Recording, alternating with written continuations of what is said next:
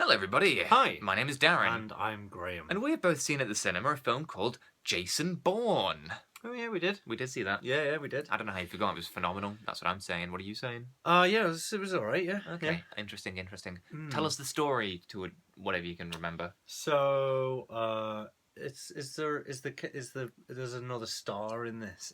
He's not like a cameo or anything. He's in the trailers, isn't he? Who are you talking about? Tommy Lee Jones. No, he's the main baddie. Yeah. So he's in this. Yeah. And he is the main baddie, but Yeah. he's not the baddie of America, but he Or is. is he? But he is technically.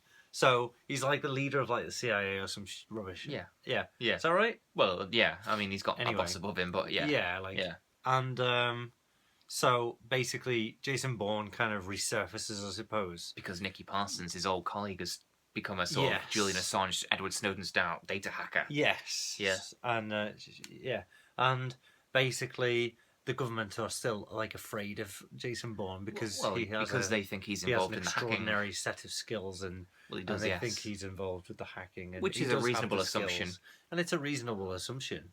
However, he does become a threat. Only because they keep trying to kill him. Yes. Yes. And he starts uncovering more of his own personal history that he's not aware of. I wasn't a big fan of that bit, I'll admit. As if we don't need another. How many fucking main characters have daddy issues in movies? Name me a character they got a daddy issue, or they have a son who has a daddy issue. Anyway, which is what was I watching the other day? Oh, I watched Brave. I know it's your DVD, or Hazel's your partner's. That was really good. That was a mum and daughter thing. Yeah, as opposed to a son and father thing. Anyway, so yeah, did you enjoy Jason Bourne? I enjoyed it. What'd you give it out of 5 so we can kind of assess where you're up to? Out of 5, I'd give it a solid 4. Oh, okay. Well, I'd give it a 4 as well. Yeah. So we're on the same page. Different reasons, I think. What are your reasons? Why wouldn't you give it a 5? I wouldn't give it a 5 because I was a little bit bored at times. Fuck off. How are you bored at times? How are you possibly bored at times? It just... There was bits of it where it just wasn't all that engaging. What bits? Give me a bit that wasn't engaging. It was just a roller coaster, wasn't it? And what? Who's been on a roller coaster doing loopy fucking loops and getting off and going? Well, that wasn't very engaging, was it? Some people lost their legs on a roller coaster in Alton Towers. That's how dangerous roller coasters are. It's quite an engaging activity. Nobody gets off a roller coaster and says, well, whatever. Yeah, they do. Of course they do. If it's a bad roller coaster. Not if they're using it as a metaphor. Nobody gets off a metaphorical roller coaster. Yeah, so it wasn't great. I would but it was argue very good. That it could have been great if it wasn't for one major flaw. So this is what we've. What do you think the major flaw is that you weren't engaged? I think you think the major flaw is Tommy Lee Jones. I don't. I think that's one flaw. But the major flaw is the backstory and all this. Well, it's the fact that it doesn't add anything extra to the original trilogy. Yeah. You know, it's like, what did you think he was doing? What did you think he was going to do? You're right. That's it. Yeah. So you know, with the 1, 2, and 3, it kind of progresses. With this, it doesn't. It's just what did it doesn't progress it, but it's a conclusion to his story, isn't it? Well, really? no, Ultimatum was a conclusion to his story. But this is more of a conclusion to his emotional because story. This, if anything, opens it up to make you think it's going to go on forever and ever. Ultimately, kind of making all of his actions redundant because every time he just succeeds, they're going to replace each bad CIA person with a new bad CIA person. At least with the third one, there was a closure on him as a person, whereas it seems that that's never going to happen now. Right. I mean, don't get me wrong, it's a logical progression. It's just an obvious progression. And there's no other way to do it. That's what makes it boring, isn't it? It's not boring. It just doesn't add anything story-wise. Action-wise, the story's boring. It's fucking phenomenal. No, the story's not boring. Brilliant. No, the action is brilliant. And the editing, I mean, it's Paul Greengrass. It's Paul Greengrass's style.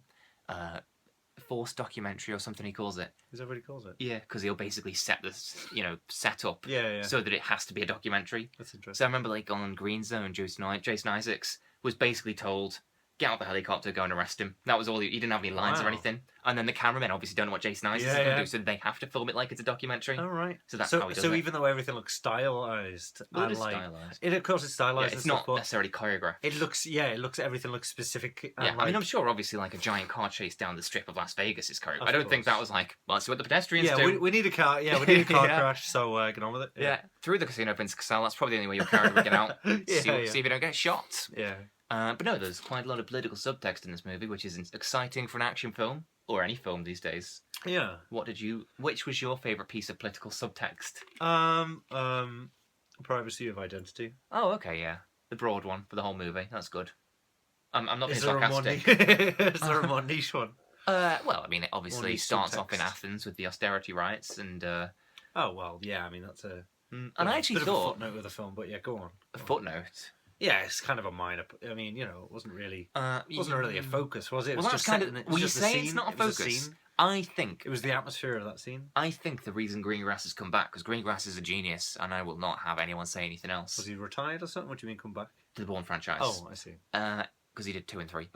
And what did he do in between? Captain Phillips, which was also phenomenal. Yeah, it was actually better than this. Yes. I think that he came back because he wanted to do an action film about the world. Hence, Jason Bourne doing a tour of the world's problems. Let's start in Athens. Let's end up, with the cyber thing at the end in Las Vegas.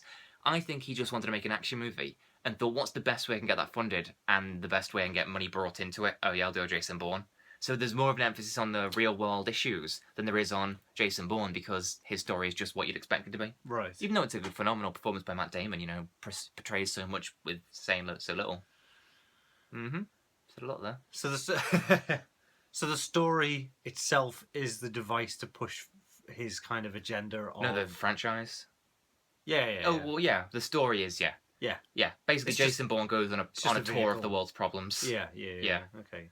So he wanted to make a political kind of action film. Well, he's always political. Yeah. Paul He wanted Greengrass. to make another one then. Yeah. I should say. Well, apparently, because obviously Damon said that he wouldn't do another Bourne movie without Greengrass, and Greengrass said he hasn't got a story. And then they realised it's been about 10 years since they made a Bourne movie, and the world has changed. Then they started looking at how the world's changed. So there's your story. Yeah, and so that's the story exactly. Not what would Bourne be doing now. How has the world changed since then? And how would Bourne respond to that change? I suppose. Well, I mean, in the that same way is touched upon, but it's more from the point of view of it's more with an emphasis on the world rather than him.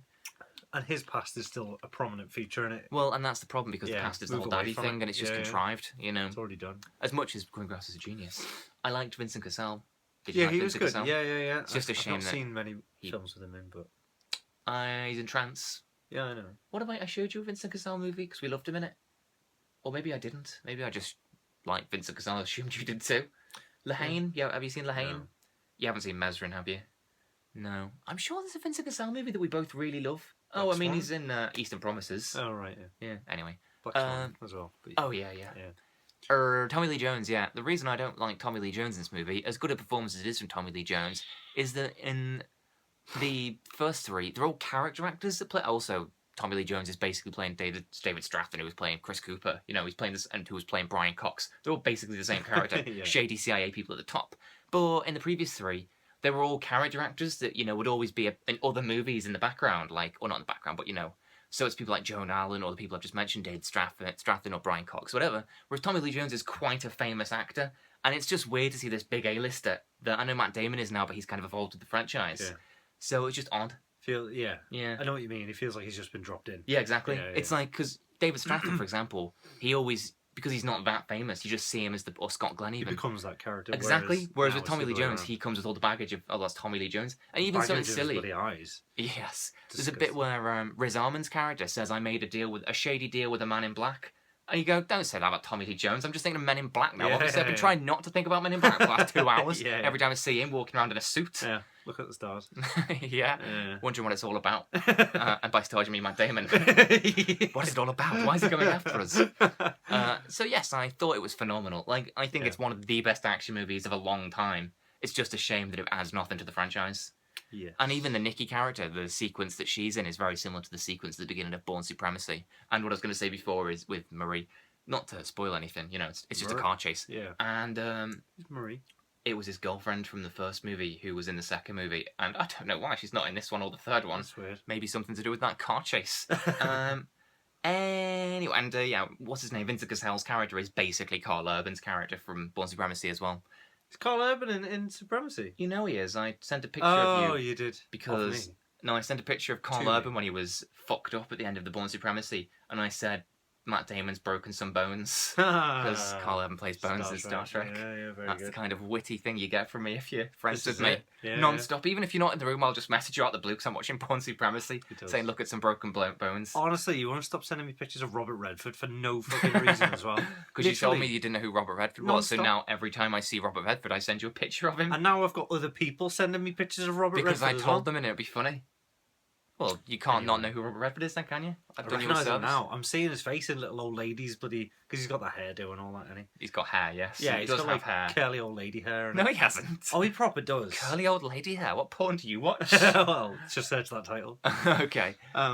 Anyway, so that's that, I guess. I guess so. Oh, also, it's weird that the Bourne movie ends with me wanting to play Grand Theft Auto, because that's basically how it ends. Because even, like, without spoiling anything, it's a car chase, and then Cassell gets out with a machine gun and runs underground, Yeah. where obviously the police never go if you're playing Grand Theft Auto. Yeah, exactly, yeah. Anyway. And like the SWAT car or whatever it is, you know what I mean? Yeah, Like that truck thing, it's the same just thing. out of it, yeah. Well, it's just a SWAT car, I'm sure.